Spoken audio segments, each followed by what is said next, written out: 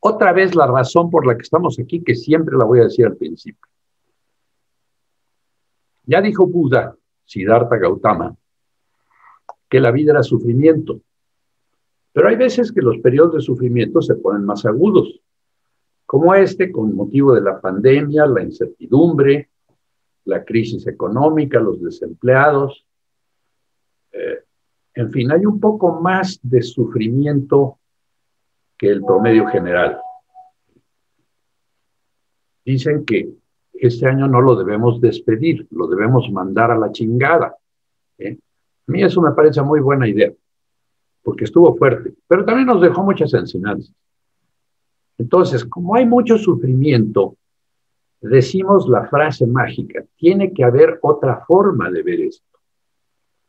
Y cuando decimos tiene que haber otra forma, algo se moviliza en nuestros inconscientes que nos acerca a otra forma de verlo. Y eso es padrísimo. ¿Y por qué nos acerca a otra forma de verlo? ¿Y por qué somos tan imbéciles que no lo habíamos visto antes? Porque recordamos que en nuestra mente, en donde todo ocurre, nada de esto tridimensional es cierto. Es un fenómeno mental. El mundo que ven afuera, entre comillas, afuera, no es más que un reflejo de una realidad interna. O sea, la realidad interna es el proyector, lo de afuera es la película. Estamos muy acostumbrados a creerle a la película y por eso ya nunca vamos al proyector. Entonces, si la película está mala, les hago el ejemplo que siempre les hago, nos paramos y le damos de manotazos a la pantalla como si eso la fuera a cambiar. No cambia nada, hay que cambiar el proyector. Para cambiar el proyector, tenemos que brincar un obstáculo muy grande, que es el fragmento del todo, del uno, del nirvana, de Dios, del Padre, del Creador. Todos son sinónimos. El fragmento que pareció separarse se llama el ego. Y este ego se dividió primero de la unidad, bueno, pareció dividirse, y luego, como la unidad le contestó poniendo la chispa de luz en nosotros, que también tiene varios nombres, puede ser el amor, puede ser la luz, puede ser el ser iluminado que todos llevamos adentro, puede ser la mente original. Esa mente original compartió nuestra mente con el ego y entonces en nuestro ego sí hay dos habitantes. Uno muy ruidoso, muy gritón, extremadamente molesto porque vive en nuestra mente nada más para causarnos problemas, utilizando la vía mejor que tiene que se llama miedo. El ego usa el miedo para atormentarnos prácticamente desde que nacemos. Y luego, cuando nos estamos muriendo, también nos atormenta. Entonces, prácticamente el sello del ego, que es el miedo, nos atormenta a lo largo de nuestra vida. Diversos y se mete como si fuera por el puente que da del Conafrut hacia arriba y después sale. Alguien está hablando.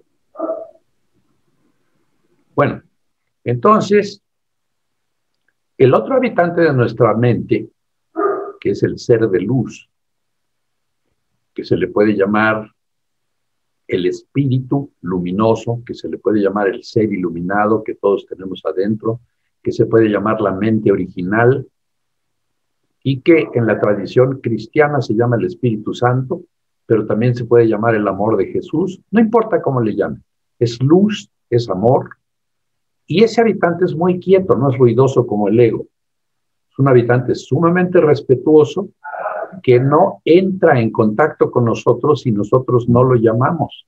Fíjense, así de respetuoso es. Pero cuando lo llamamos, conectamos nuestro enchufe a un megavoltaje inimaginable, porque este espíritu tiene todo el poder de transformación de nuestra vida. Y es bastante más poderoso que el ego. El ego da lata si cree que le estamos haciendo caso a esta luz. Entonces se puede poner un poco rejego. Pero la luz siempre acaba ganando porque el ego es falso, es un farsante, ni siquiera existe. Entonces, ¿cómo es que nosotros le damos existencia? Pues ahí es donde está la torpeza. Y esa es una de las cosas que tratamos de combatir. Pero el ego está tan presente en nosotros que ¿cómo le decimos de cariño? Yo, imagínense, de cariño le digo yo a mi ego, tanto que me chinga y yo le sigo diciendo yo. O sea, el modo adecuado de decir las cosas sería yo me chingo. Y si le hago caso a mi ego, pues me trato de chingar a todos los demás, incluyendo a mi madre, que a cada rato me dicen que vaya allá, y yo a veces voy y a veces no voy. Ya mi mamá ya no vive, pero cuando vivía sí la chingaba bastante. Entonces, cuando me mandaban, decía, pues ya he ido muchas veces, ya para qué me mandan, ¿no? Entonces, nuestro ego está ahí para darnos miedo. Y nuestro ser de luz, ¿qué nos da? Amor. Amor, sinónimo de unión. En el lenguaje que estamos usando, amor es sinónimo de unión. No del 14 de febrero, de que tus ojos son como un torrente de agua cristalina que inunda mi alma y la llena de poesía. No, no, no, ese es el amor barato. Ese es el amor romántico. Y es el amor que nos causa mucha ilusión, porque se siente rico, sí se siente como burbujitas, así, muy rico. Pero no es cierto. El amor del cielo es el que es cierto, el amor que unifica, el amor que nos vuelve al estado original. Pero bueno, cuando recordamos que en nuestra mente hay dos habitantes, forzosamente el dicho tiene que ser, escoge otra vez, porque has escogido toda tu vida al ego. Entonces escoge otra vez, hombre, por favor, escoge al ser de luz y tu vida va a cambiar y todo lo vas a ver diferente. Y ese ser de luz te va a enseñar a perdonar. Y hemos hablado de distintas tradiciones. Hemos hablado del Advaita Vedanta, un poquito, falta mucho. Hemos hablado del Tao, del taoísmo, falta también. Y hemos hablado del budismo, también falta. Porque voy tratando de darles pedacitos de cada una de estas tradiciones bellísimas que nos llevan al mismo lugar, que es al corazón del uno, al corazón de Dios, al cielo, al nirvana, en donde les tengo la buena noticia de que estamos en este momento, soñando que estamos aquí. Fíjense, si no se necesita un retraso mental profundo para estar soñando que estamos aquí, cuando estamos en plena paz, dicha y eternidad, en el mero centro del corazón de Dios, donde todo es amor, donde todo es paz, donde todos estamos juntos, donde no es posible tener una pérdida, y eso es para siempre. Y ahí estamos en este momento, soñando que estamos aquí. ¿Por qué? Pues por hacerle caso al ego. Y un día vamos a ver toda la caída cómo ocurrió. En este momento no es momento, pero sí usamos el poder más grande que tenemos. Ya les he dicho esto antes, pero me gusta repetirlo porque siento que el aprendizaje viene de la repetición. El poder más grande que tenemos se llama el tomador de decisiones, no lo olviden. El tomador de decisiones en nosotros decide si le hacemos caso al ego o le hacemos caso a la luz, al amor, al Espíritu Santo, a Jesús. Como lo quieran poner, es el mismo. Entonces, ese tomador de decisiones tiene la capacidad de llevarnos directito al cielo o directito al infierno. Y hay un dicho de Jesús que dice que todo lo que no es el cielo es el infierno. Entonces, ¿en dónde estamos, señores? Ahorita, en el infierno. Ya no nos necesitamos ir al infierno, ya estamos. Pero simultáneamente, nuestro verdadero ser está en el cielo. Es nuestro ego que tiene esta pesadilla espantosa de estar aquí, en el infierno. Y de aquí estamos tratando de liberarnos todos juntos, con la buena noticia de que entre más somos, más fácil es. Porque algunos de ustedes me preguntan, ¿y por qué das estas clases? Pues porque me interesa mucho reclutar más y más gente para que vayamos todos de la mano al cielo. Entre más seamos, mejor. Y cuando me dan las gracias, yo les doy las gracias a ustedes. Porque si nos agarramos de la mano, nuestras posibilidades suben millones de veces. Entonces, con el tomador de decisiones nos vamos por el ser de luz. Y el ser de luz nos va a llevar por diferentes caminos, pero hoy quiero tocar la tradición de las enseñanzas de Jesús.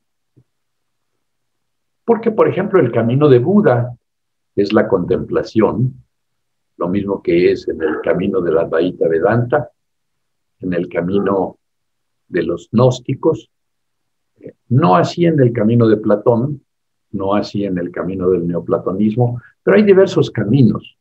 Yo sí encuentro, en lo personal, y miren que he buscado, desde los 38 años me he dedicado a buscar y tengo 78, entonces eso quiere decir que llevo 40 años buscando, pero buscando en serio, me he metido a fondo y cuando agarro algo, lo agarro tan en serio que todos los veranos me iba a un monasterio para ver qué era eso.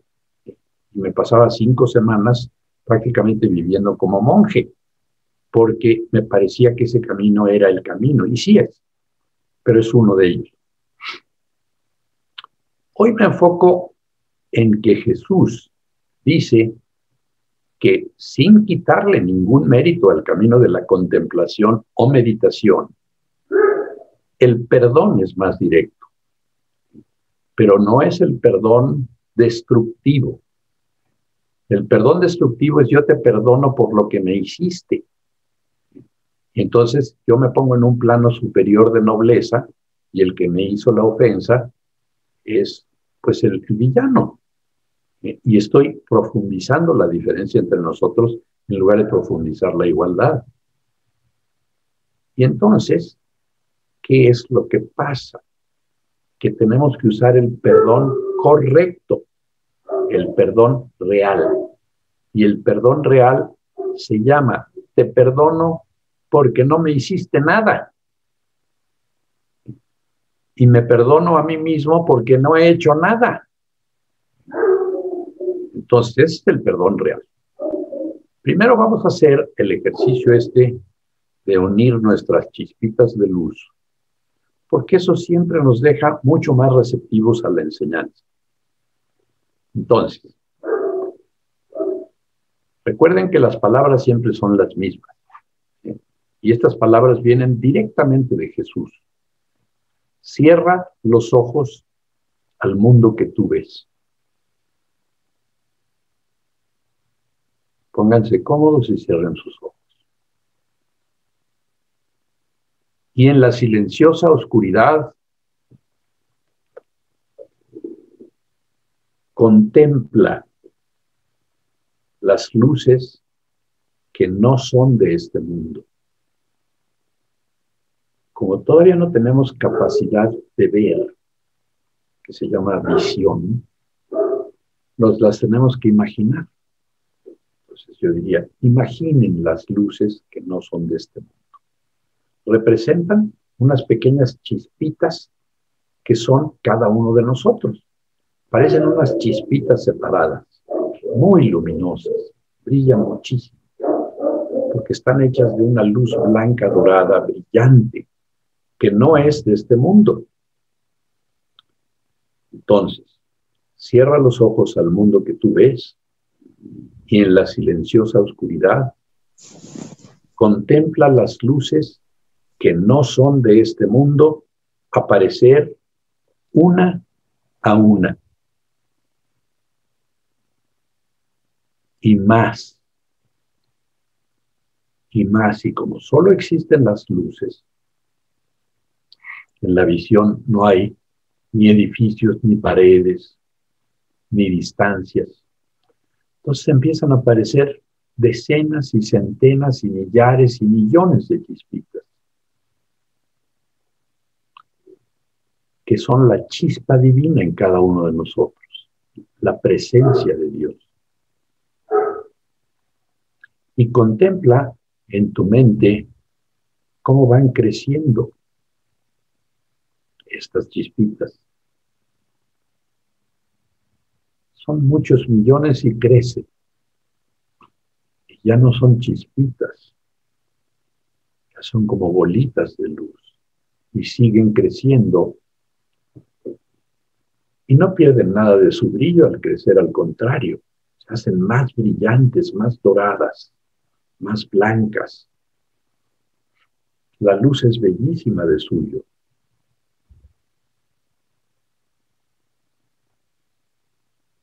Y siguen creciendo las chispitas. Y ahora son como globos. Millones de globos de luz que siguen creciendo más y más y más. Y empiezan a cerrar los espacios entre ellos hasta tocarse. Y cuando se tocan, la distinción entre donde uno empieza y el otro termina pierde todo significado al fundirse todas ellas en un enorme, enorme, inimaginablemente enorme océano de luz, de una luz deslumbrante, blanca, dorada, muy bella, y el océano abarca todo. Y paradójicamente, aún abarcando todo, se sigue extendiendo más y más, más y más. Y eso no lo tratamos de entender. No tratamos de entender cómo es que abarcando todo se extiende. Ese océano es el Hijo de Dios. Dios solo tiene un hijo. Y todos nosotros juntos hacemos ese océano, porque somos uno. Todos los seres vivos son uno. Y no solo los 7,000 millones y pico que hay en este planeta, sino todos los seres vivos que hay en los millones y millones de planetas habitados del universo. Todos juntos formamos el Hijo de Dios. Y en las alturas aparece un arco de la misma luz. Muy bello arco, de luz deslumbrante, que se empieza a ensanchar a lo largo y a lo ancho, y crece más y más. Y ese es el Padre, que crece y crece. Y cuando toca el océano, se funde con él. Entonces es una sola luz, porque Dios creó a su Hijo, que son cada uno de ustedes, a su imagen y semejanza. Ya no hay diferencia entre ellos, ya son uno, son lo mismo. Y la única diferencia, se las he dicho antes, es que el Padre creó al Hijo y no al revés. Lo creó por extensión. Al extenderse, el Hijo tiene que tener las idénticas cualidades que tiene su Padre, si solo se extendió.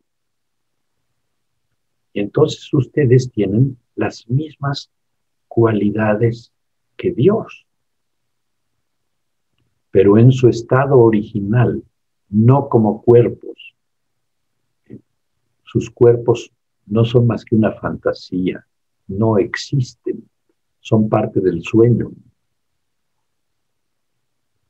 Este es su estado normal, ser parte de un inmenso océano de luz deslumbrante en contacto con el Padre y en eterna alabanza de uno del otro. Y cuando estamos así, algo por ahí en nosotros recuerda que ese es nuestro origen. Esa es nuestra realidad. Ahí vivimos. En este instante estamos ahí, soñando que estamos aquí.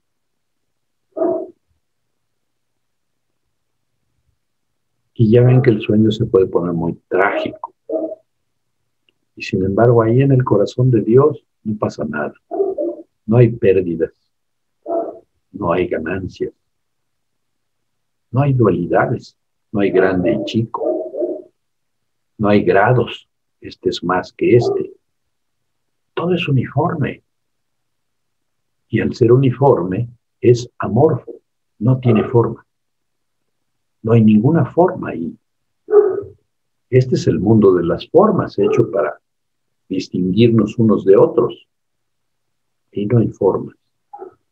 Ahí todos estamos unidos en un amor perfecto, que es el amor de Dios. Y nosotros somos ese amor. Dios es amor y por lo tanto cada uno de nosotros es amor, amor puro y nada más. Y es por eso que nadie puede perder una relación. ¿Por qué no la puede perder? Porque nunca empezó. Ha estado ahí eternamente. Y entonces tampoco termina. Me decía una persona muy afligida porque había perdido varios seres queridos y vivía muy triste. Y yo le decía, pero hija, date cuenta que no has perdido nada.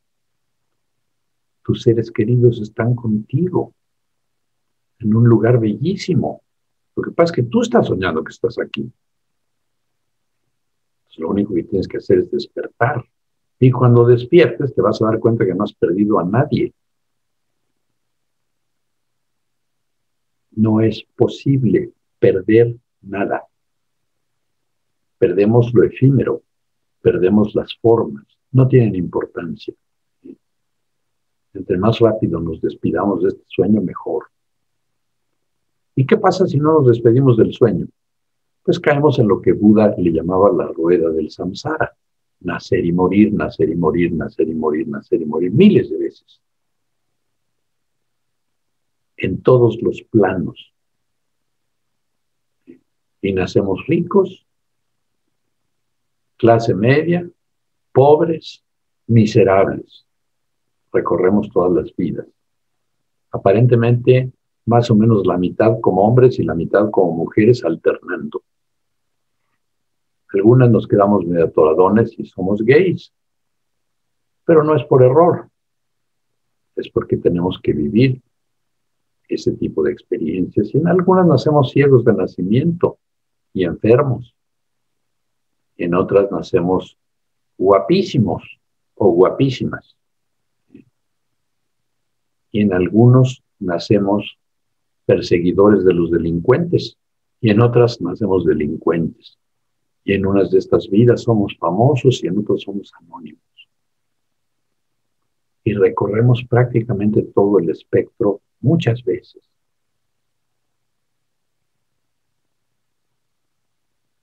Pero siempre estamos en esta luz en la que están ustedes ahorita. Y lo más característico de esta luz es la paz. Es una paz perfecta. Es una bellísima paz en donde quisiéramos permanecer siempre.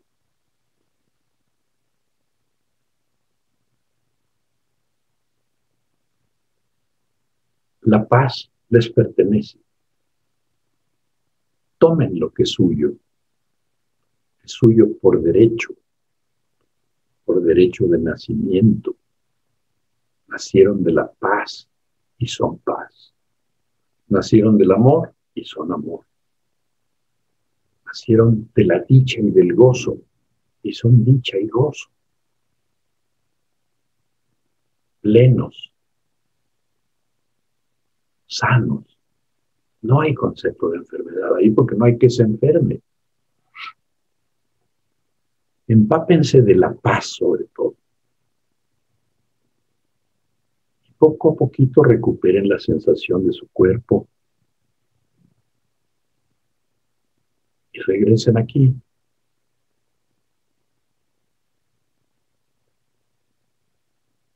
Este trocito de meditación siempre nos pone en el camino. Y hoy vamos a empezar hablando, vamos a empezar enunciando que vamos a hablar de las enseñanzas de Jesús. Pero antes vamos a tocar a alguien que fue maestro de Jesús y que fue un filósofo griego que se llamaba Platón. Platón, en vidas previas de Jesús, fue maestro de él y curiosamente también fue maestro de Siddhartha Gautama el Buda. O sea, los dos eran amigos que iban a la academia de Platón. Y ahí aprendieron lo que ustedes conocen como la metáfora de la cueva.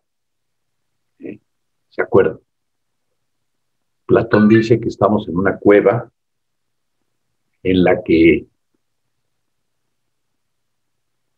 vemos puras sombras porque hay una pared detrás de nosotros que nos impide ver que en el fondo de la caverna hay una fogata. Y entre la fogata y la pared de la caverna que estamos viendo pasan unas figuras que son unos palos con figuras que alguien va llevando, varios. Y entonces, al pasar la luz de la fogata por esas figuras, proyecta sombras sobre la pared. Y los pobres prisioneros creen que esa es la realidad, porque como todos están viendo lo mismo, entonces le dicen a las sombras la realidad. Y les recuerdo que uno de ellos un día alcanza a liberarse de las cadenas y empieza a salir y empieza a acomodar sus ojos a la luz. Y cuando sale de la caverna se tarda un ratito en hacerse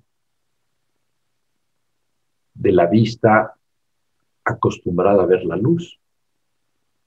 Y sale y se da cuenta de que hay campos y árboles y pajaritos y mariposas y pasto y flores y nubes y cosas que considera bellísimas.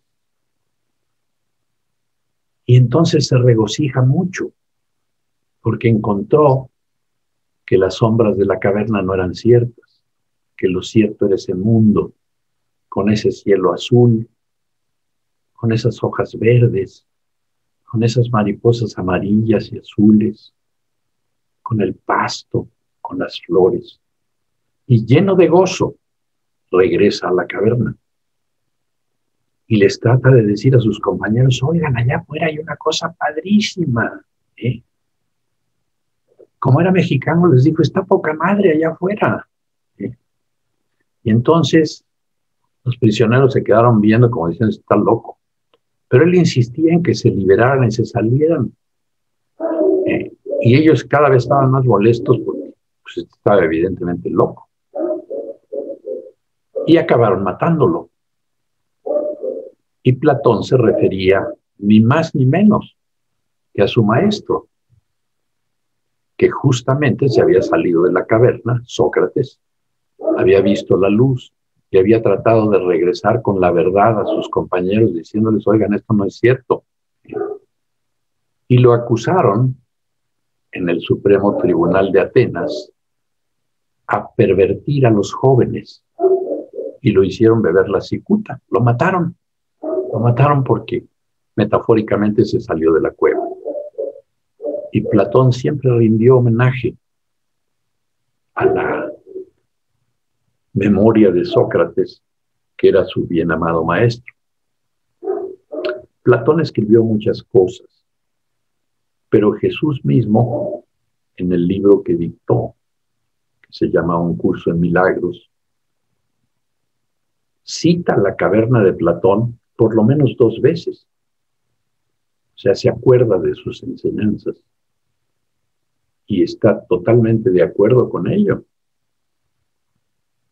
Y fíjense, ¿qué le pasó a Sócrates? Lo mataron por haber salido de la caverna. ¿Y qué le pasó a Jesús? Igualito. ¿Eh?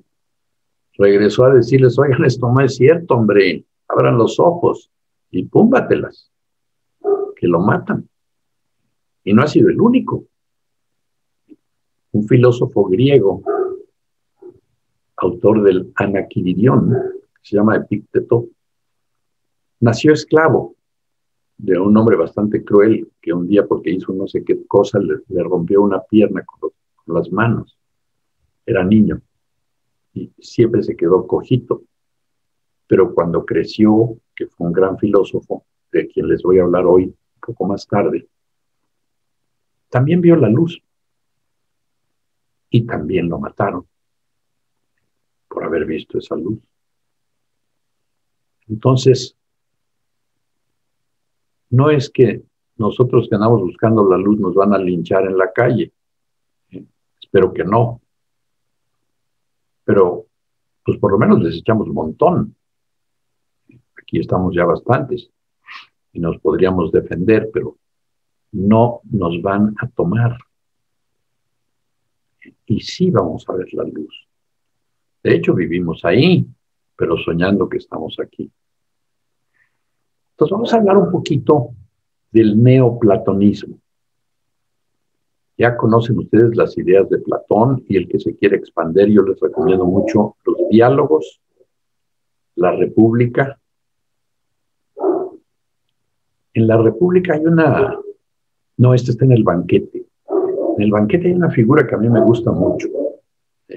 Saben que los seres humanos, mitológicamente, eran seres de 4 piernas y 4 brazos y 2 torsos y 2 cabezas. Esto obviamente es una metáfora.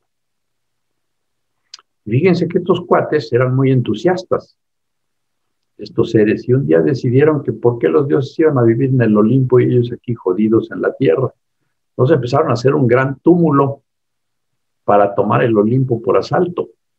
Entonces reunieron piedras y tierra y creció eso, hasta que estaba a punto de tocar el Olimpo donde vivían los dioses. A Zeus no le pareció gracioso esto. Y obviamente no pudieron con los dioses, los subyugaron y en castigo a la rebelión de estos seres, Zeus les dijo, nada más los voy a partir en 2. Y los partió en 2 y se hicieron los hombres y las mujeres. Y desde entonces andamos buscando, por eso nos gustan tanto las mujeres a los hombres y a las mujeres les gustan tanto los hombres, porque estamos tratando, según la metáfora, de regresar a ser los seres estos de 4 piernas y 4 brazos. Pero el problema es que Zeus no paró ahí.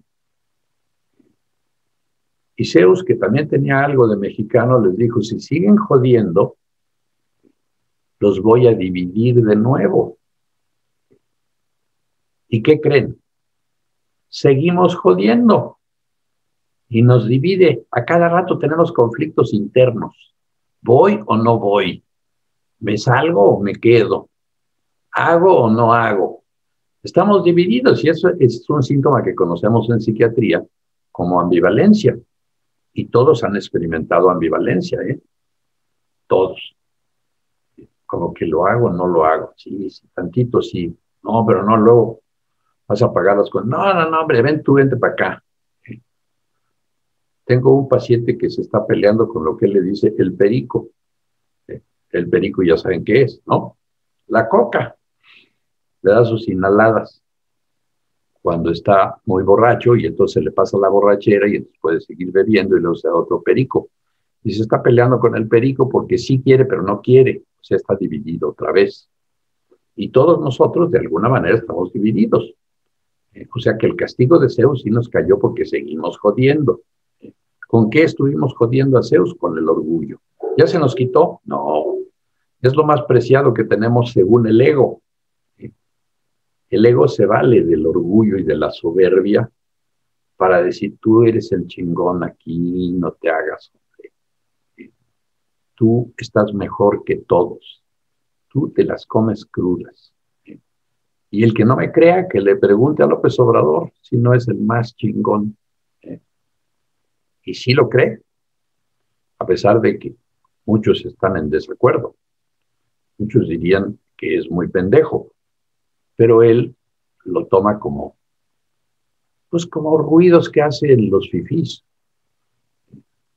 Entonces, cada quien hace sus soluciones a esto, pero todos nos creemos mucho.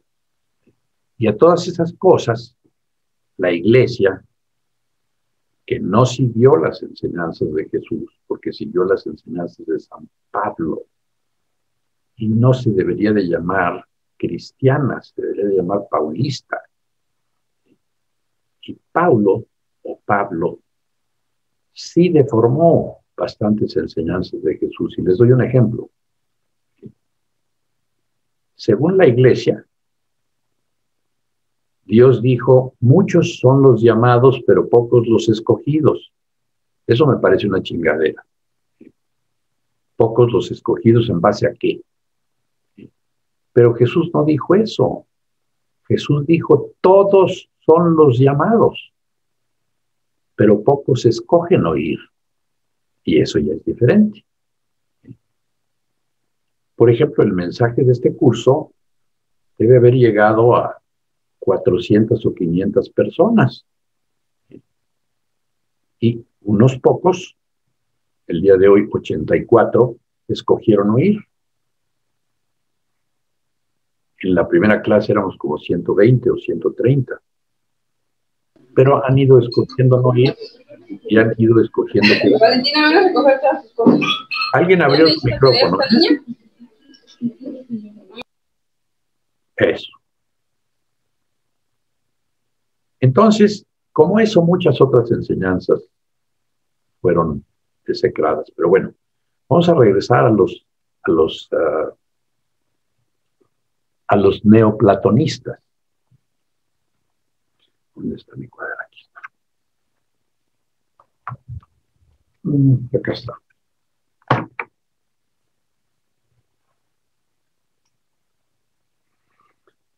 El neoplatonismo es muy curioso porque no ocurre después de Platón inmediatamente. Platón vive en el segundo siglo antes de Cristo y los neoplatonistas se extienden hasta el siglo IV después de Cristo, es decir, abarcan cerca de 800 años. Y hubo muchos ejemplos de filósofos neoplatonistas muy famosos. El más famoso de ellos se llamó Plotino. Y Plotino sí abarcó muchísimas de las enseñanzas de Platón y las expandió. O sea que hubo 5 siglos de neoplatonismo. Y hay casi 800 años de diferencia entre Platón y Plotino. Y las corrientes más importantes del neoplatonismo se dividen en 3. Está la corriente de Alejandría, la corriente de Siria y la corriente de Atenas. ¿Que tenemos una diapositiva de eso, Jorge? ¿O no? No, ¿verdad?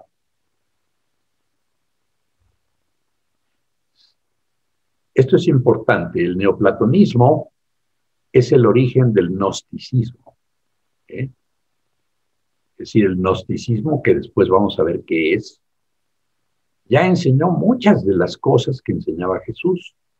Pero bueno, estas 3 fases, por ejemplo, la fase alejandrina, que fue la fase que ocurrió en Roma, ocurrió en el siglo III después de Jesucristo. Sí, miren, y los más famosos representantes son Plotino y Porfirio, no Muñoz Ledo, ese ya es más reciente. Porfirio nada más se llamaba Porfirio. Y luego vino en la segunda fase la escuela siria, que también se llamó la escuela de Pérgamo. Y ahí estuvieron Jámblico y Edesio. Y luego en la escuela de Atenas, o la escuela de Alejandría, hubo una mujer muy famosa, que también por haberse salido de la cueva, la mataron a golpes las gentes. ¿Y qué es en esencia lo que describe Plotino? Lo que describe es que hay... No, ponme la anterior, por favor. La que tenía el circulito azul y circulitos abajo. Esa. Plotino describe que este óvalo azul es la unidad. Es la unidad en uno. Es Dios, pues. Y que de esta unidad se derivan estas otras, digamos, realidades. Pero alrededor de esto, de todo esto, hay una realidad que lo abarca todo, que es la misma realidad que este. Eso. ¿Ven? Esta realidad lo abarca todo. Esta realidad es azul porque es de la misma naturaleza que esto. Pero esto pareció dar lugar a estas otras esferas. Estas otras esferas constituyen la llamada pluralidad. Aquí ya son muchos. Aquí es uno y aquí son muchos. ¿Les suena conocido?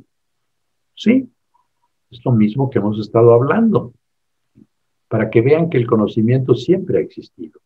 La forma de salirse de la cueva siempre ha existido. La forma de llegar al cielo ha existido desde hace 7,000 años, en diversas corrientes y en diversas formas. En esta pluralidad están los cuerpos y están las famosas esferas del ser.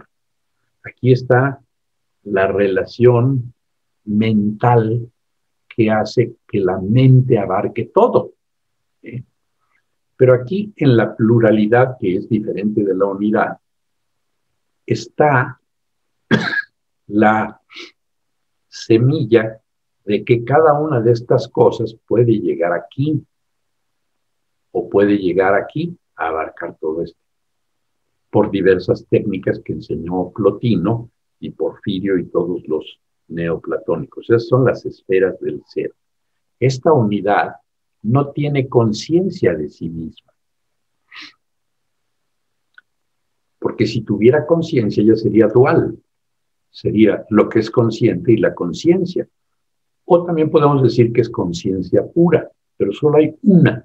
Todo es uno ahí adentro. Y en las esferas ya empiezan diferentes esferas mentales, que son las esferas llamadas del ser. Esto, la realidad que abarca todo, es un reflejo de esta unidad. Y estas son las esferas del ser.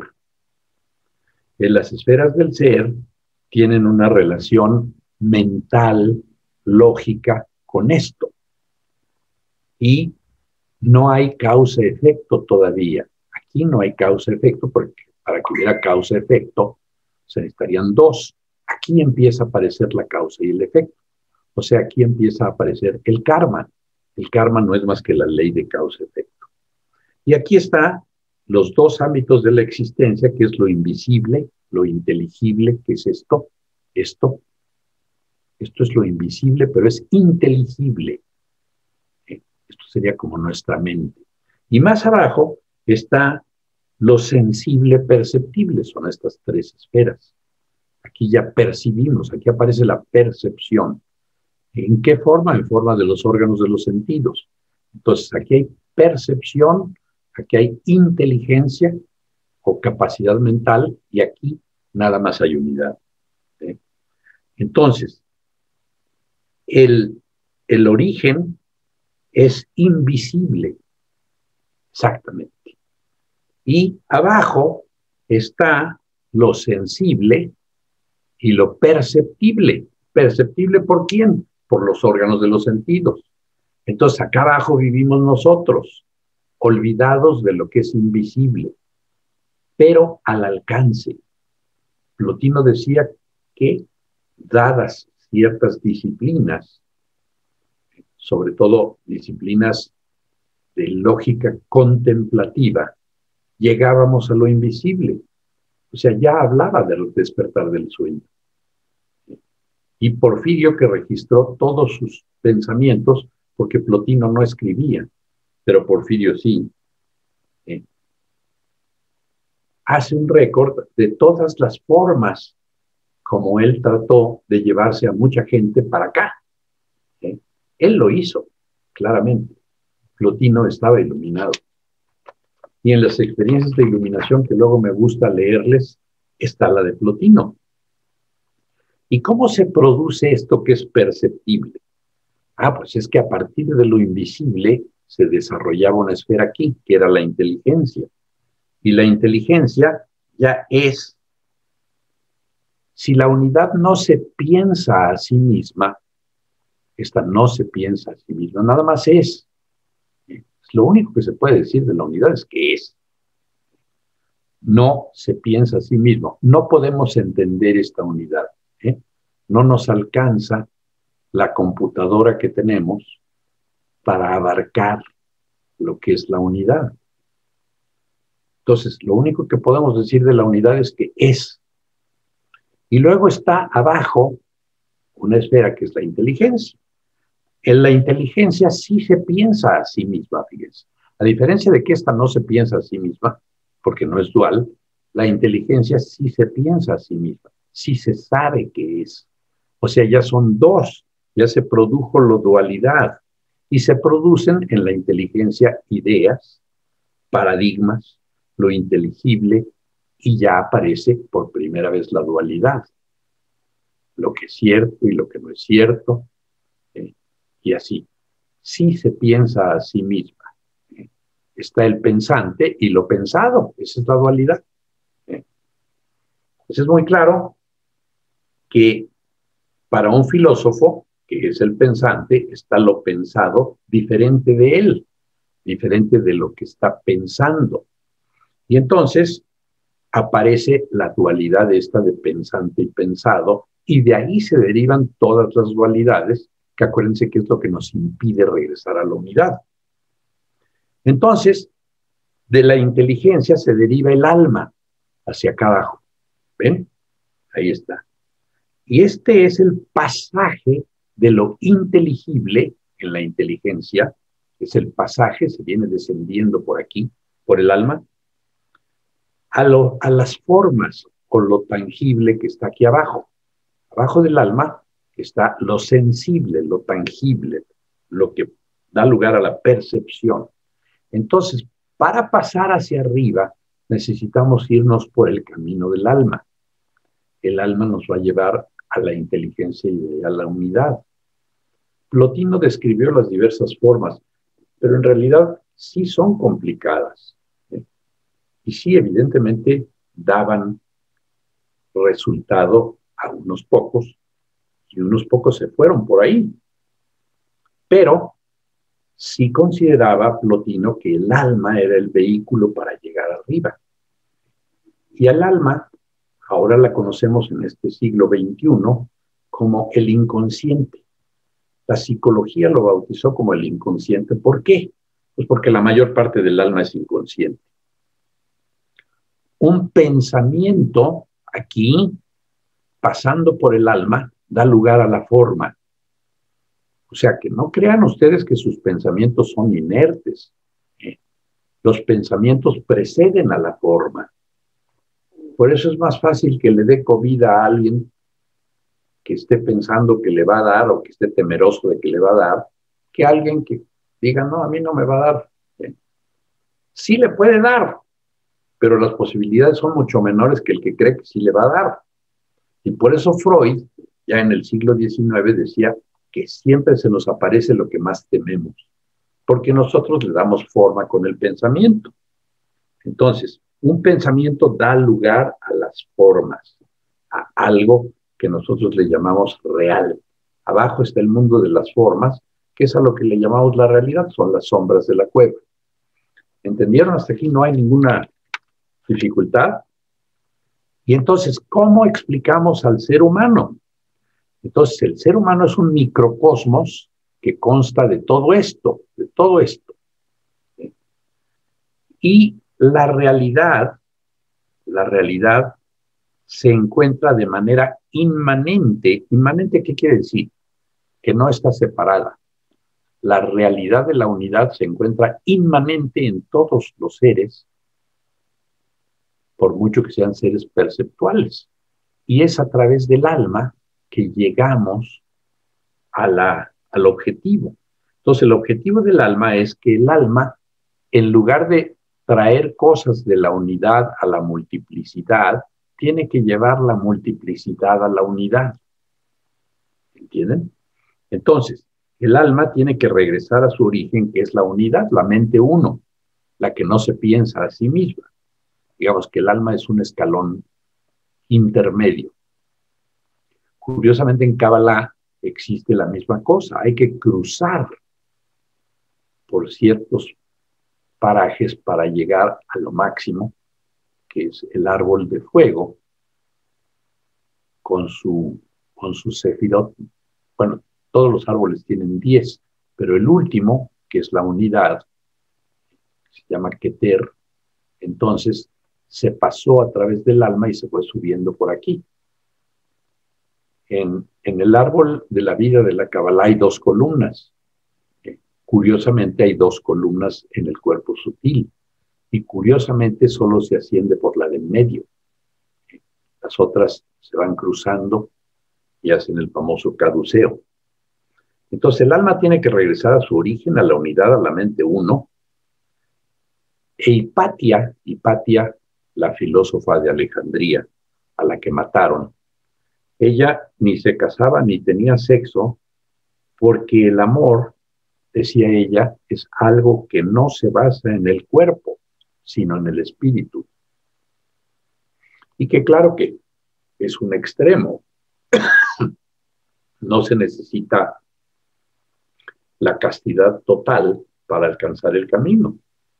De hecho, tenemos que recordar que tenemos un cuerpo y que tenemos lo que en India se conoce como dharma, es decir, tenemos las cosas que tenemos que hacer. Pero bueno, entonces tenemos cuerpo y alma, según los neoplatonistas, y la persona no se tiene que fijar en lo externo. Esa fue la doctrina máxima de Platón, de los neoplatonistas, de Plotino. Si se fija en lo externo, entonces adquiere posesiones, dinero, objetos, cosas, casas. Dice que lo que está afuera es solo una manifestación de lo que está dentro. Entonces el que se va por lo de afuera está perdiendo de vista lo que está dentro. Y entonces el camino es hacia adentro, no hacia afuera. Y casi todos los seres vivientes estamos en dirección afuera. Entonces, si queremos cosas. Vayan a un centro comercial un domingo y van a ver a la gente comprando cosas que ni necesita. Pero están viendo a ver qué compran, porque los va a poner más contentos. Y entre más cosas tienen, más contentos se ponen.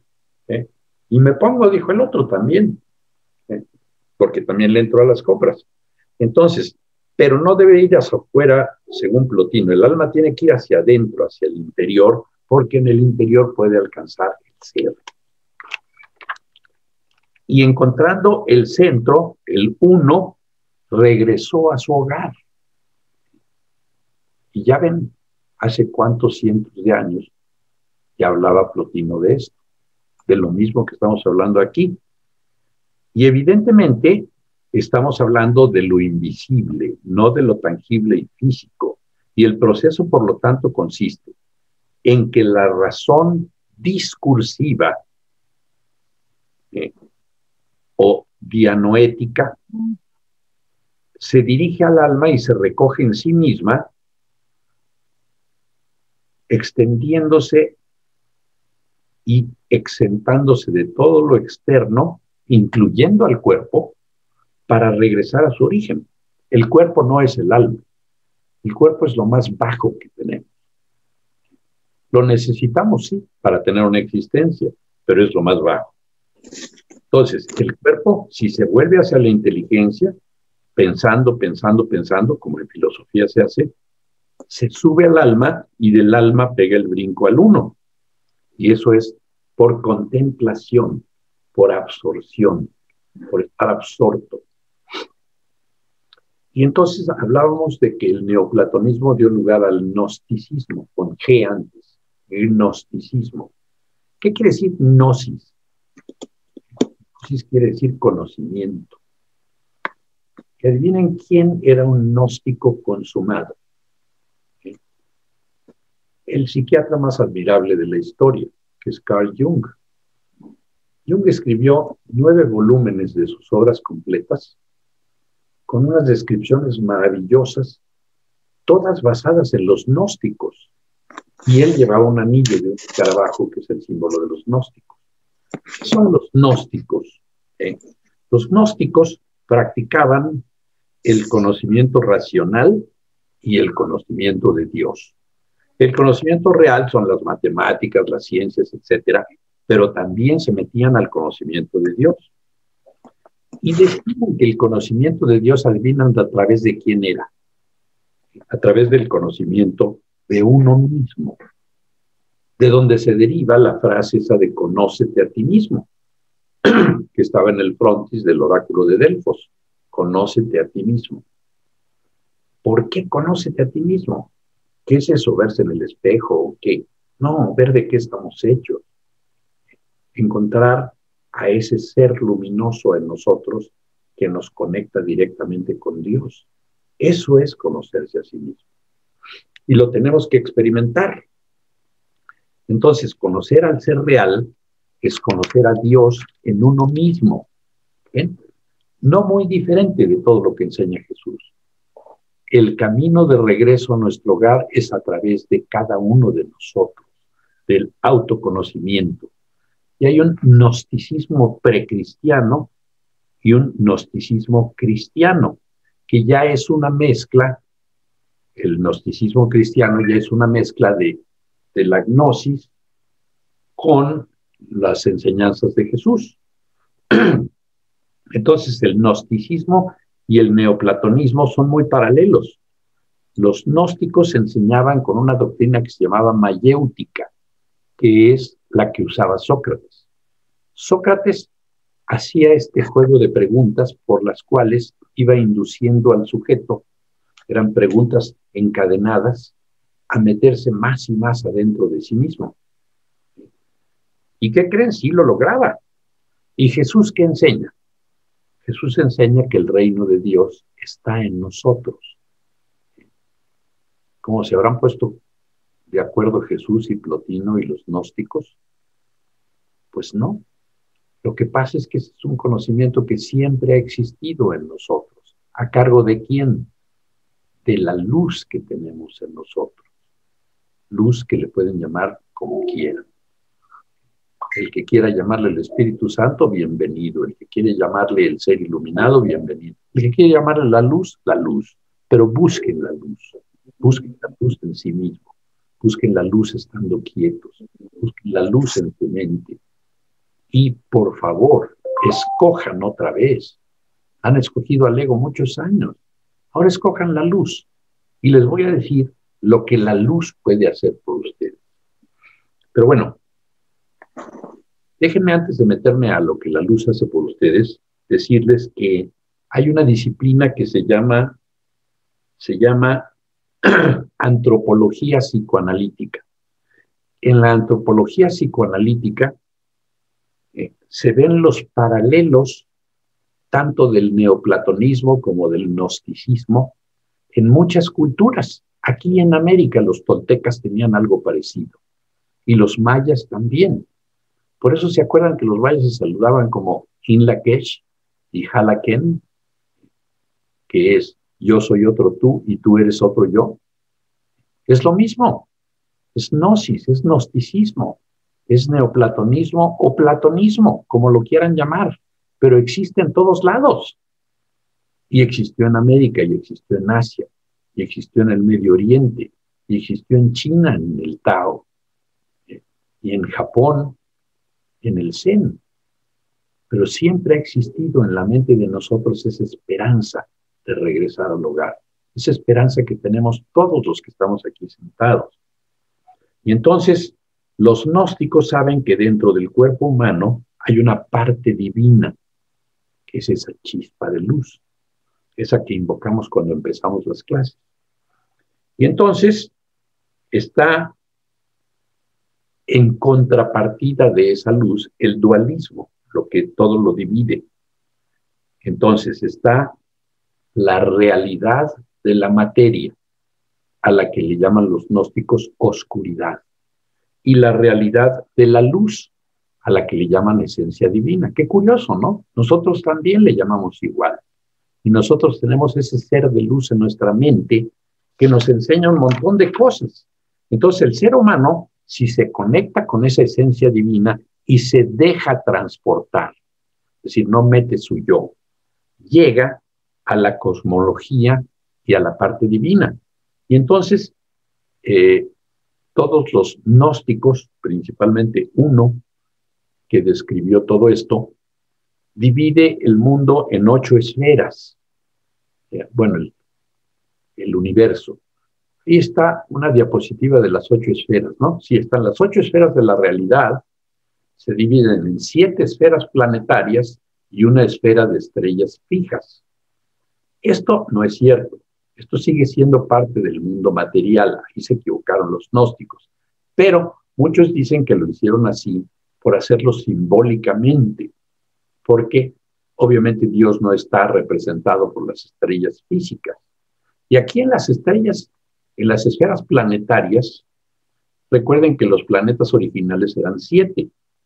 Mercurio, Venus, la Tierra, Marte, Saturno y el Sol y la Luna. Entonces, más allá no se conocían los planetas que se llamaban transsaturninos. Urano, Neptuno y Plutón vinieron a ser complementos.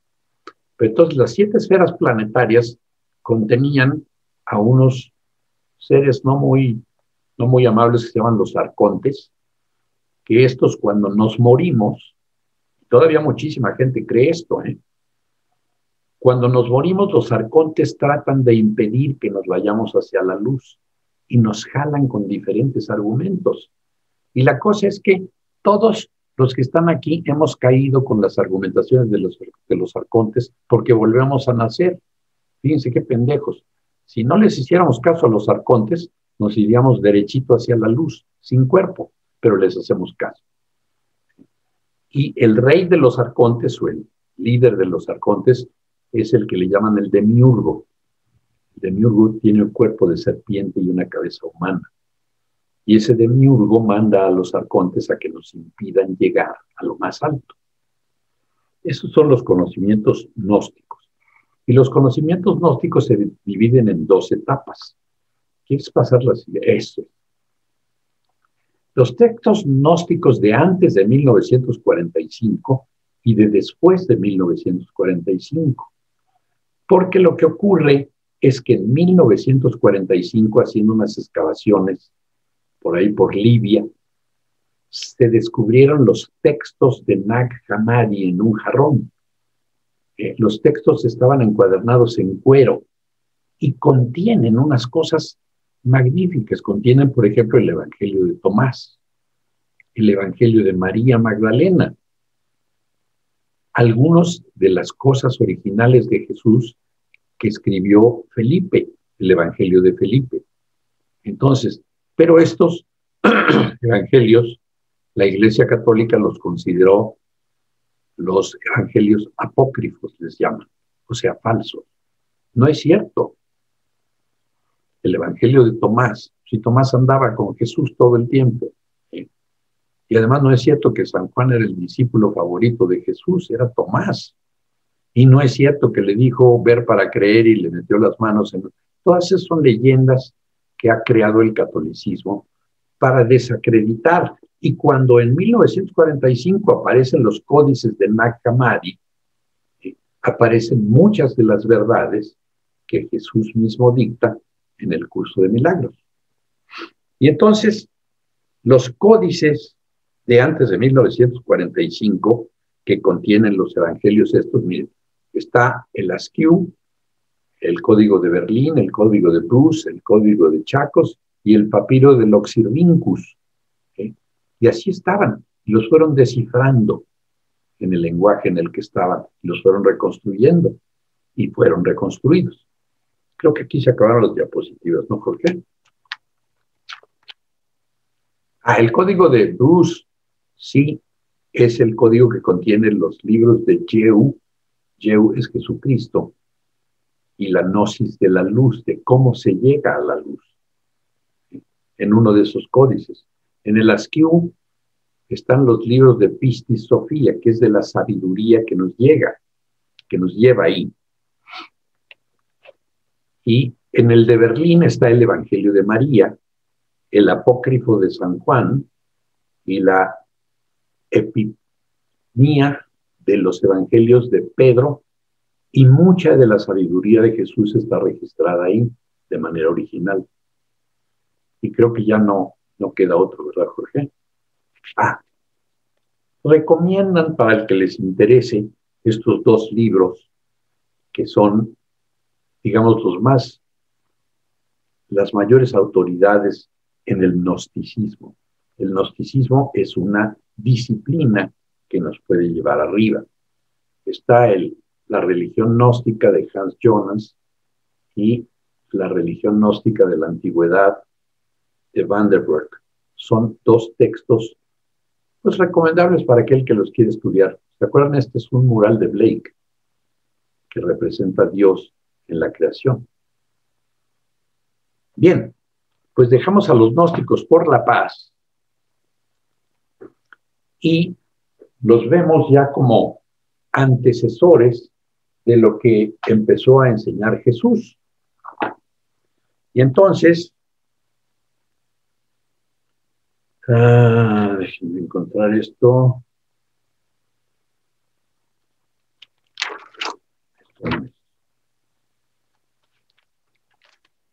¿En qué nos parecemos? ¿En qué somos comunes? ¿Qué tenemos en común todos? Ahí les va. Jesús nos enseña primero que no hay diferencias entre nosotros, que todos somos lo mismo. Todos compartimos el sueño de que vivimos en el planeta Tierra y de que hay montañas y nubes y pajaritos, y nos casamos y nos divorciamos. Todos compartimos el sueño maligno que nos conserva aquí. Segunda característica que tenemos en común. Todos tenemos el potencial de tener el sueño feliz del perdón, que es algo que les voy a enseñar hoy. Les voy a enseñar a transformar su sueño de desgracia, de dolor y de miedo en un sueño feliz. Todos aquí compartimos la misma capacidad de escoger entre el ego, o sea, el mal, y el sueño feliz. Si el que escoja el ser de luz se va al sueño feliz. Todos tenemos el mismo equipo para lograrlo.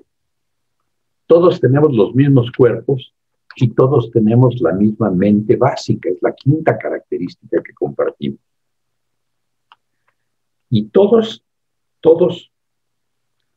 tenemos la necesidad de despertar y alcanzar la salvación. ¿Qué es la salvación? La salvación es despertar del sueño. La salvación es regresar. No regresar, porque ahí estamos. Darnos cuenta de dónde estamos. Ver el lugar por primera vez, el lugar de donde nunca hemos partido. Eso es lo que es el absurdo máximo, porque estamos sufriendo aquí cuando estamos en un lugar de dicha eterna. Entonces, todos conocemos que la memoria de Dios y de su amor vive en nosotros, en la luz que está en nuestra mente, que les dije que pónganle el nombre que quieran. Y todos tenemos las mismas diferencias superficiales en la percepción y todos queremos liberarnos. Ahora les quiero preguntar, ¿se acuerdan que les dejé una tareita que dijeran espíritu soy? Quiero algunas opiniones de los que la hicieron, que no todos la hicieron. ¿Quién me dice que lo estuvo haciendo? Yo la hice, doctor. No cada hora, pero yo lo hice. ¿Tú la hiciste, Gloria? Sí. A ver, ¿y qué pasó contigo? ¿Qué sentiste?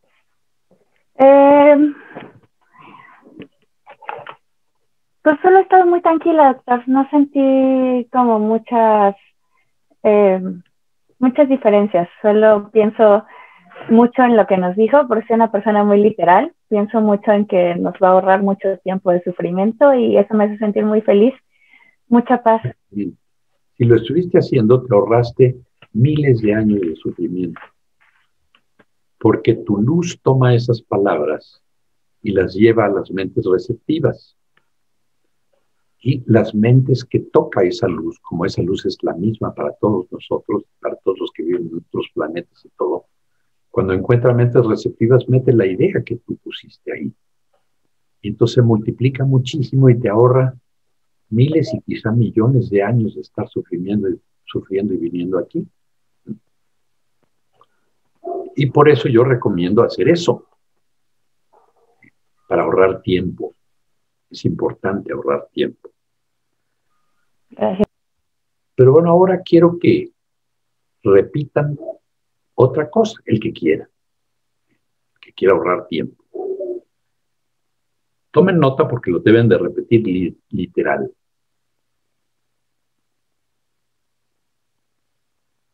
Soy el sagrado Hijo de Dios mismo.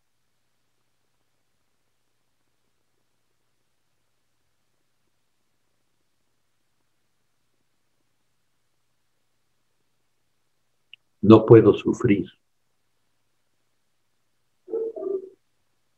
No puedo sentir dolor. No puedo sufrir pérdidas. Ni tampoco puedo fallar a hacer todo lo que la salvación me pide. Lo voy a repetir completo. Soy el sagrado Hijo de Dios mismo. No puedo sufrir. No puedo sentir dolor. No puedo sufrir pérdida. Tampoco puedo fallar a hacer todo lo que la salvación me pide.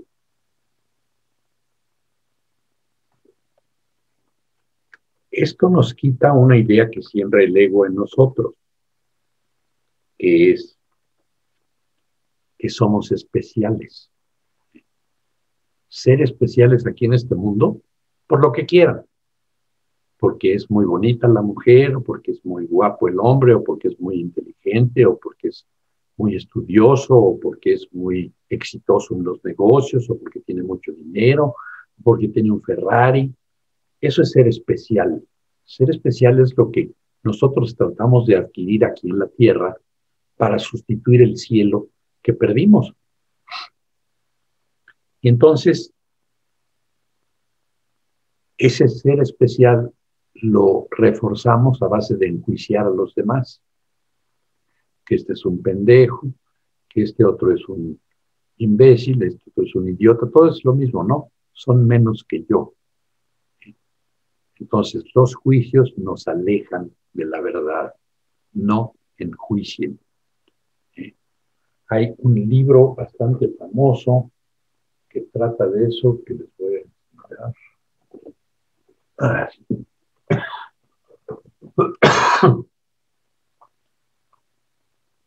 ¿Ahí lo ven? ¿Se ve?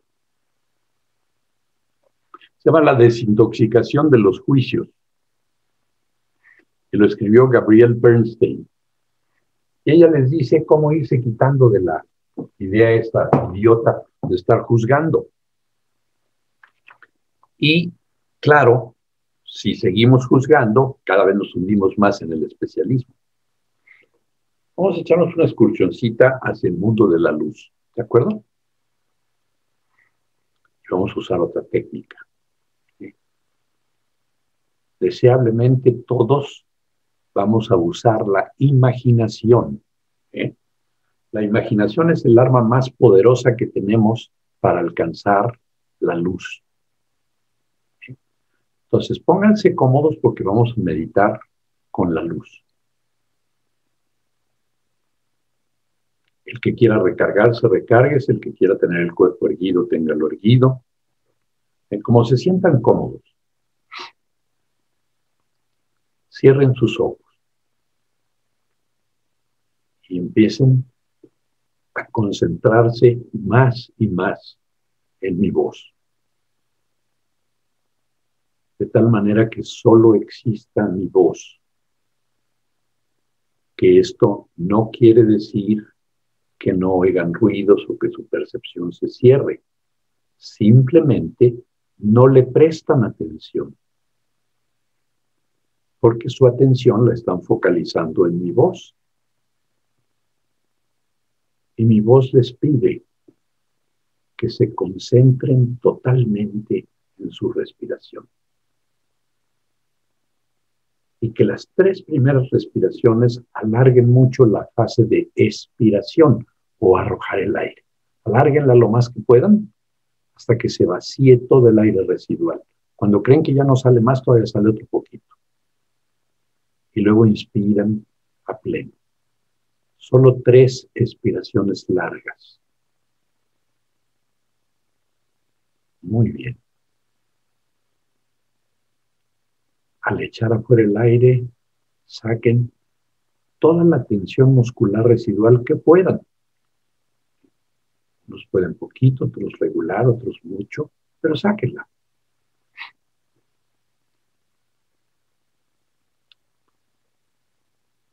Y ahora toda su atención se va a ir a su jara.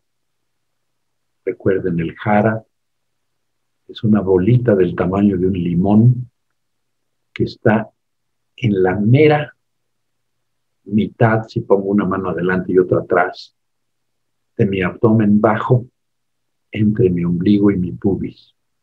En la mera mitad está esa bolita que se llama el jara. Eso es lo que nos conecta a todo. Lleven su atención a su jara de tal manera que su respiración salga del jara.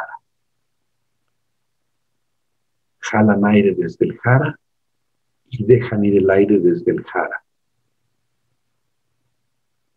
Una y otra vez. Pero su atención está muy curiosa en su respiración. Les llama la atención y los absorbe por completo el fenómeno de respiración. Toman aire, llegan a un punto de equilibrio y lo sacan. Y están absortos en su respiración. Y poco a poco, si se meten en el micro instante del presente, es la combinación de jara y presente lo que los puede transportar. Más chiquito el instante presente, todavía más chiquito, que sea un microsegundo, respirando desde su jara. Entra el aire, alcanza un punto de equilibrio y sale. Y noten desde su jara, no desde su cabeza, que la respiración se va volviendo por la atención un poco más lenta. Eso es, un poco más profunda. Cada respiración es más profunda y más lenta y más micropresente. Es el puro instante microscópico. Nuestra respiración se está volviendo más y más abdominal. Y una respiración lenta, profunda y abdominal se parece mucho a la respiración que tenemos cuando estamos profundamente dormidos. Profundamente dormidos, nos olvidamos del cuerpo. Y estamos totalmente en nuestra respiración. Y ahora quiero que usando su imaginación, imaginen que cada vez que inspiran aire, entra con el aire una luz muy brillante una luz blanca dorada como la chispa de su ser. El ser que está en su mente comparte la luz con la inspiración. La luz entra y ya no sale, se queda dentro. Se va adosando alrededor de su jara y como entra con cada inspiración se va haciendo más grande la luz, va llenando su abdomen. Inspiran otra vez y entra más luz blanca dorada. Ayuden con su imaginación a ver esa luz, que sí entra, y más y más. Con cada inspiración entra más luz, y pronto llenó su abdomen por completo, y se empieza a extender hacia abajo por sus piernas y hacia arriba por su tórax. Su tórax se empieza a llenar de una luz bellísima, blanca, dorada. Y todo lo que toca la luz se vuelve luz. Y hacia sus piernas se va metiendo toda la luz y todo se vuelve luz. Y siguen inspirando y sigue entrando luz. Y ya sube por sus hombros hacia sus brazos, que se van llenando de luz. Y sus antebrazos, y sus muñecas, y sus manos. Y ya sus piernas están llenas de luz. Y la luz ahora asciende por su cuello. Y con cada inspiración que entra más luz, llena su cara y su cráneo. Pero ojo, la luz sigue entrando y ya no cabe en su cuerpo. Y entonces empieza a salir muy tranquilamente. No la detiene su pie. Empieza a salir más allá de su cuerpo. Y al principio es un filito de luz alrededor de su cuerpo. Pero con cada inspiración se ensancha ese arito de luz que hay alrededor de su cuerpo. Todo su cuerpo está rodeado por una pequeña aura de luz que con cada inspiración se hace más grande. Más y más y más. Más luz entra y más luz se queda en ustedes. Y pronto el filito de luz empieza a ser más ancho, crece más y más. Y con cada inspiración crece todavía más. Y se convierte en una especie de huevo de luz que los envuelve.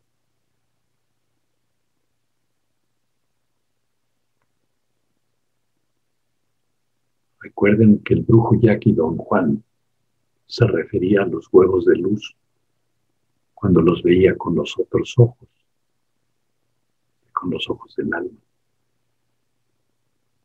Ahora ustedes están en su identidad real, son seres de luz, que al juntarse unos con otros se mezcla la luz, son uno solo. Eso se llama amor, volverse el otro en la luz. Y se experimenta dentro de ese globo una profunda paz, sobre todo si permanecen en el microinstante, micro más chiquito instante.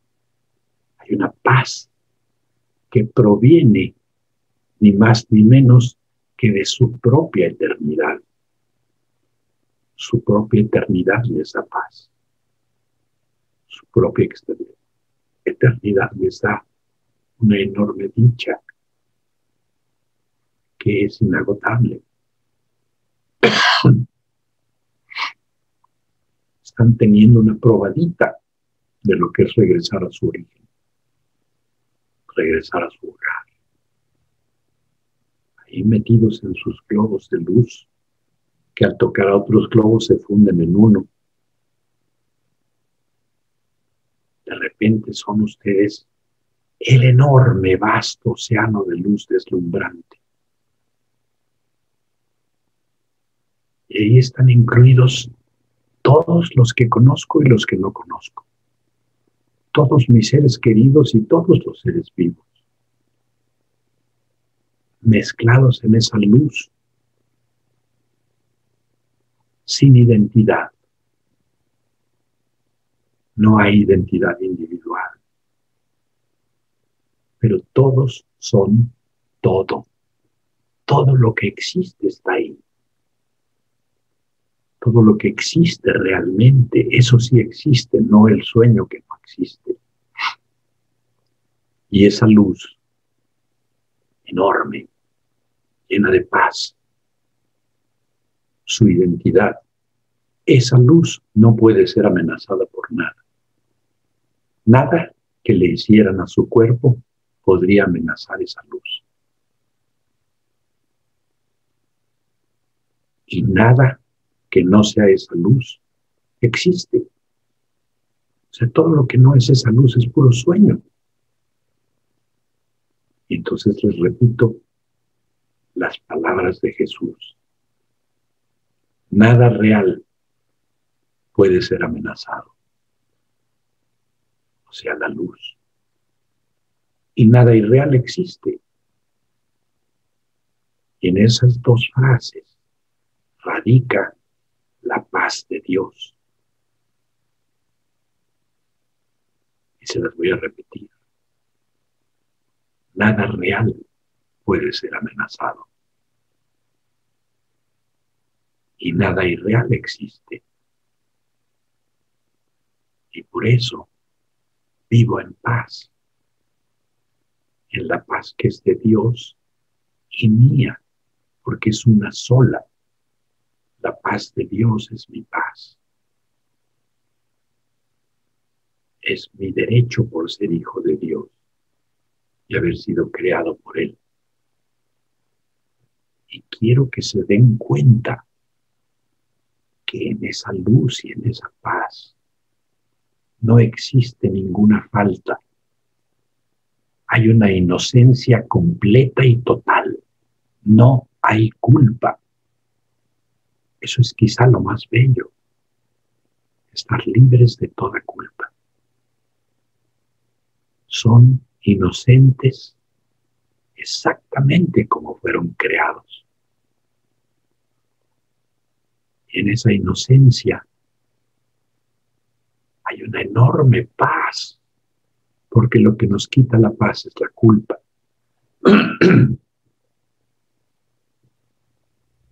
La culpa ancestral de haber creído que abandonamos a Dios. Nunca lo hicimos. Estamos ahí. Y nunca lo hicimos porque no se puede.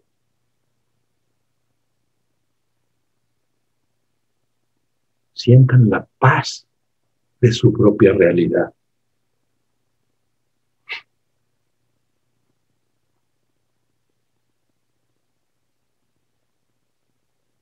Corten el tiempo al micro instante.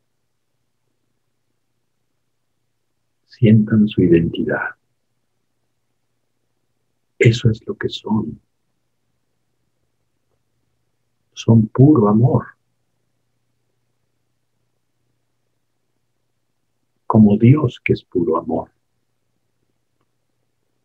Y somos uno con Él. Y si fuimos creados a su imagen y semejanza, somos puro amor.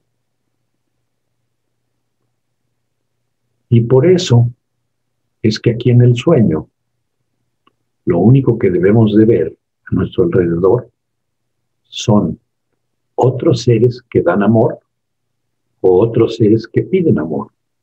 No hay más. Todos los que nos rodean o dan amor o piden amor. El que los insulta desde el otro coche lo que está pidiendo es amor, porque está muy atormentado. El que les lanza una mirada de paz les está dando amor. porque lo tienen.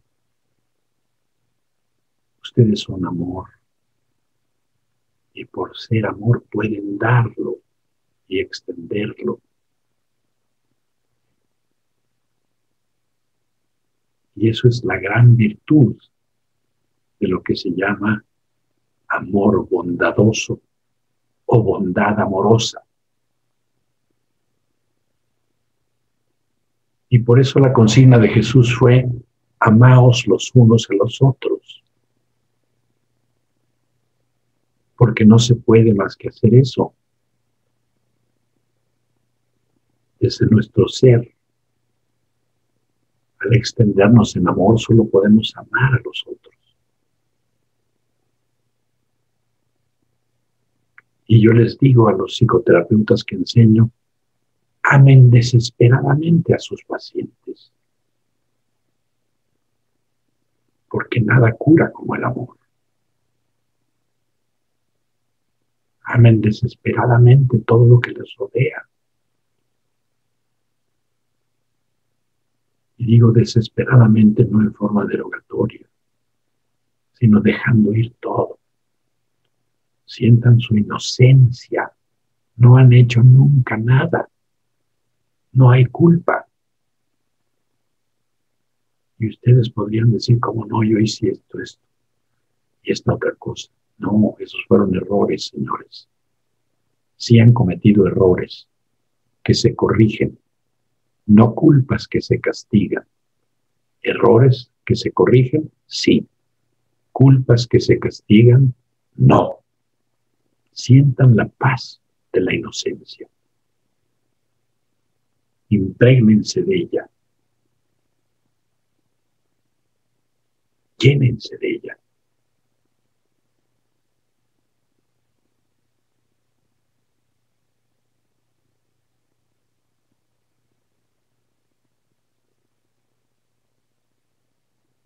Memorícenla. Guárdenla. Para que a la hora que regresen al sueño, se traigan una parte importante de paz y de amor.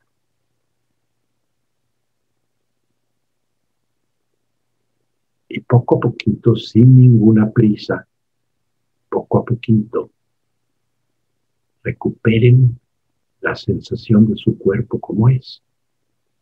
La luz sigue ahí, nada más no la van a ver. Y la paz sigue ahí, no se les puede olvidar. Y el amor sigue ahí, inolvidable. ¿Cómo podría nuestra esencia de amor olvidarse del amor? Imposible. Del que nos debemos olvidar es de nuestro yo. Regresen poco a poco. Regresen acá. Sientan su cuerpo. Muévanse si quieren.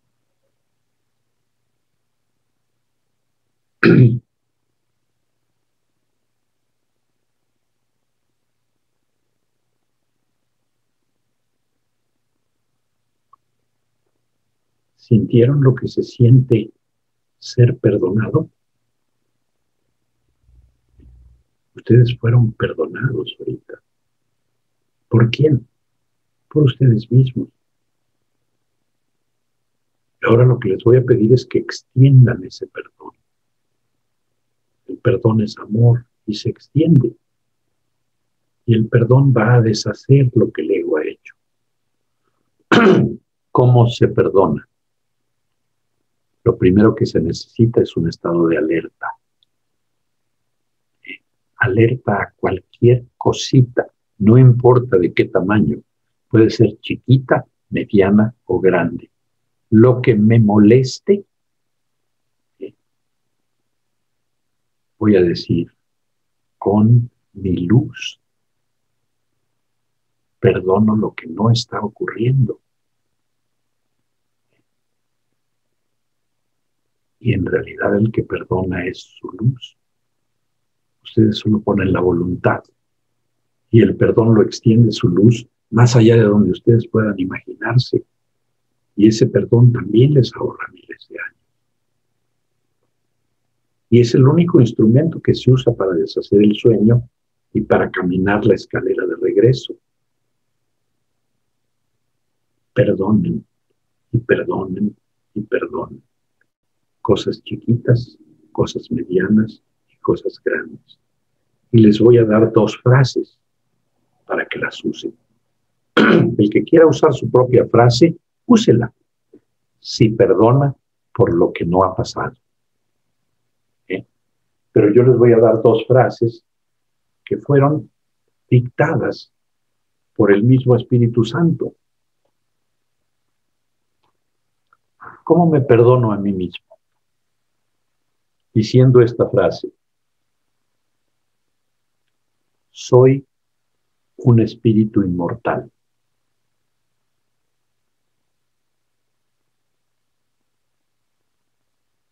Este cuerpo es solo una imagen que no tiene nada que ver con lo que yo soy. Y eso es todo. Ahí ya se perdonaron. Y se las voy a repetir. Soy un espíritu inmortal. Este cuerpo es solo una imagen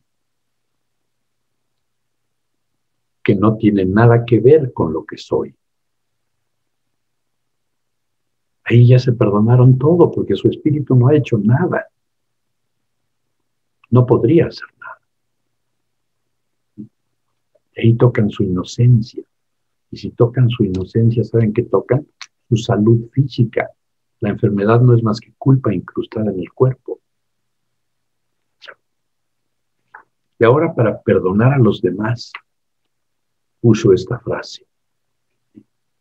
Alguien me mentó la madre, o me enseñó el dedo ahí en el tráfico, o me dio un codazo en el elevador, o me escondió mis cosas, o me hizo cualquier cosa de esas que les llamamos chingaderas. Me hizo una chingadera. Y entonces yo le digo en mi mente, no se lo vayan a decir con palabras, que les puede dar un golpe. Pero con su mente y con su luz piensan: eres un espíritu completo e inocente.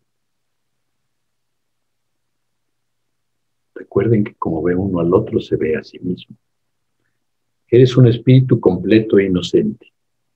Todo está perdonado y todo está liberado. Y su luz se encarga de borrarlo.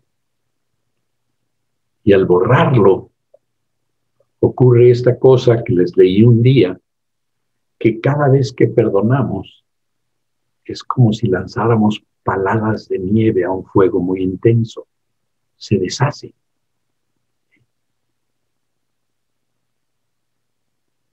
Y ahí alguien ya escribió la frase: eres un espíritu completo e inocente. Todo está perdonado y todo está liberado. Úsenla. Lo único que necesitan es estar alertas. ¿Alertas a qué? A lo que les moleste. Si les molesta chiquito, perdonen. Igual que si les molesta grande.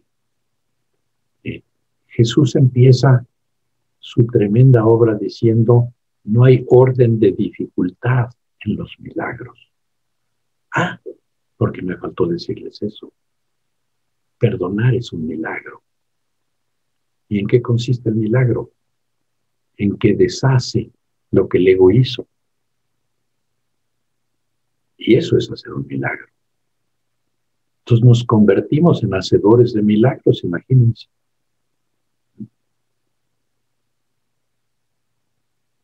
Y pueden no ser milagros tan vistosos como los que hacía Jesús. Era devolverle la vista a un ciego. Porque no tenemos ese poder personal. Si lo tuviéramos con declarar al otro inocente, se le quitaría su enfermedad. Jesús así lo hacía, ¿no se acuerdan? sea, vete en paz, tus pecados te son perdonados, que es lo mismo que decirle eres inocente. Eres un espíritu. No tienes la culpa de nada. ¿Sí? No hay culpa. No hay culpa. ¿Sí? El perdón deshace lo que hizo el ego, exactamente. Y eso es lo que tenemos que deshacer para no cargarnos de rencores y de tonterías. ¿Sí? Vamos a hablar mucho más de las etapas del perdón efectivo. Por hoy no los quiero atiborrar más que con que, por favor, por lo que más quieran, empiecen a perdonar todo. El ego se va a resistir y los va a hacer que se olviden de su propósito. Ustedes regresen, ¿eh? Y perdonen, y perdonen, y perdonen, y perdonen, y perdonen. Todo lo que les choque, todo lo que les moleste, desde algo muy chiquito, como que su consorte está oyendo la tele muy alto, perdónenlo, pero no lo perdonen por ojete, perdónenlo porque eso no está ocurriendo, ¿entienden? Porque si lo perdonan porque es un desconsiderado cabrón, le están dando realidad a lo que está haciendo. ¿Sí? Lo perdonan por lo que no hace. Sobre todo ustedes, señoras, que son tan rencorosas, carajo. ¿Sí? Todos se lo meten para adentro de rencor. Y el amor no conoce resentimientos, porque no conoce culpas. Cuídense mucho, que tengan una gran semana. Perdonen. Gracias, Mariano. Gracias. Perdonen y perdonen. Gracias, doctor.